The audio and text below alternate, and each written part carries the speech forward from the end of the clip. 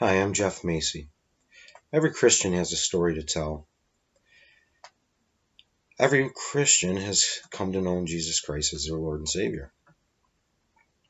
The testimony I'm about to give is nothing exciting, kind of mundane.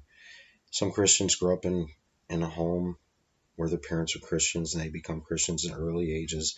Some go through drug addictions, other things like that. Some are persecutors of the church, like Paul was, before they become saved.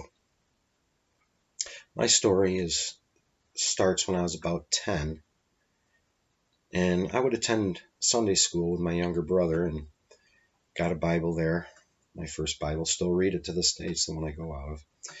And learned a lot about Jesus, a lot of stories that I heard and things like that. And we stopped going and never really thought much about it after that. But I had friends that were believers and we would talk about it. And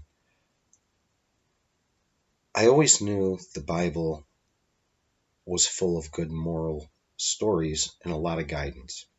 And I never disputed that. When my daughter was about 10, she's 23 now, she's my oldest, we went hiking out behind my parents' house.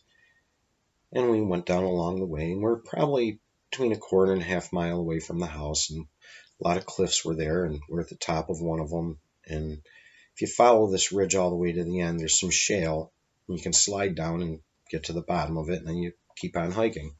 Or you can work your way down the cliffs, it's one or the other. We decided to take the slide down because it's kind of fun. And we slid down. I slid down first, waited for her to come down. And as she came down, she got to the bottom. She dove into the stream immediately, screaming, yelling. And I said, what are you doing, Katie? What's going on? Well, it ends up she was getting stung by yellow jackets. She had 2 in her hair she got stung by, so I picked them out. And she's crying and she's upset, and I don't blame her. And Katie said, Dad, I want to go home. And I go, okay, we'll go home.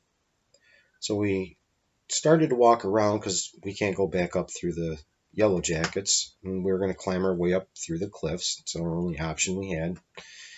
And we took probably 5 steps, and Katie said, Dad, I don't feel good. And when I turned and looked, her eyes were already swelled shut. Her lips were swelled up, and her tongue was sticking out of her mouth from being swelled up. And she collapsed. I had no idea what to do. I picked her up. I got to a point where I felt I could navigate the cliff up the top while I carried her. And we got to the top, and I just started running. And I ran, and as I ran, my chest started to burn.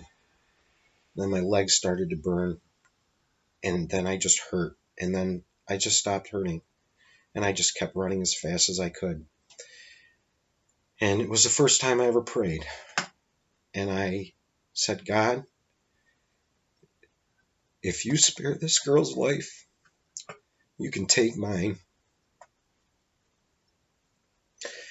And I continued running, and we got her back to the house. She got the medicine she needed, and she was in the hospital for a couple of days, but she turned out okay.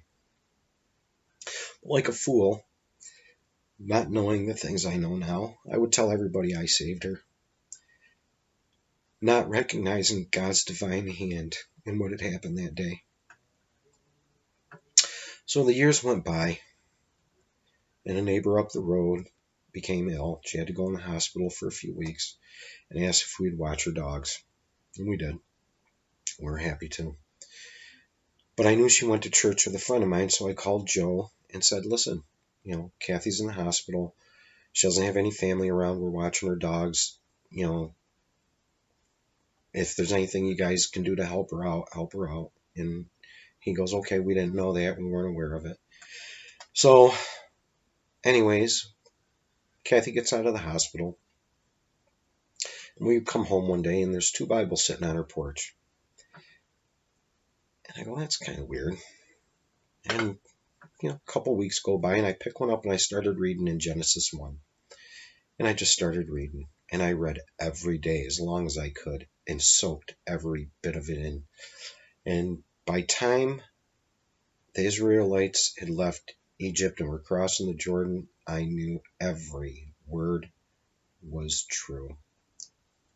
Every word. And I continued reading through the Old Testament. And then I got to the New Testament. And I thought, this is amazing.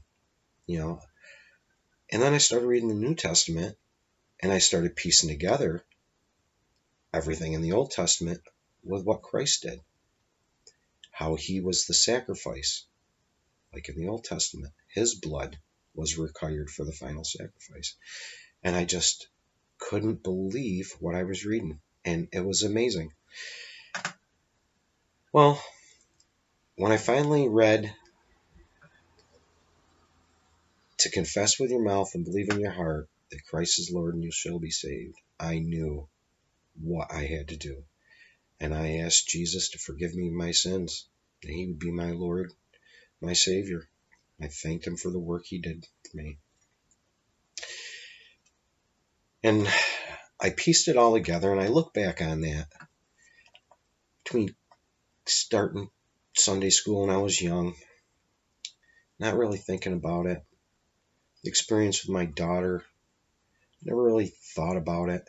I should have recognized both those times what Jesus had done, but I was a fool. I was a fool. But he answered my prayer that day, not in the way I thought he was gonna, in a better way.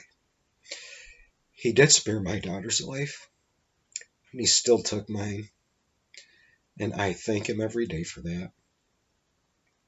Thank you for listening to me. Enjoy your day.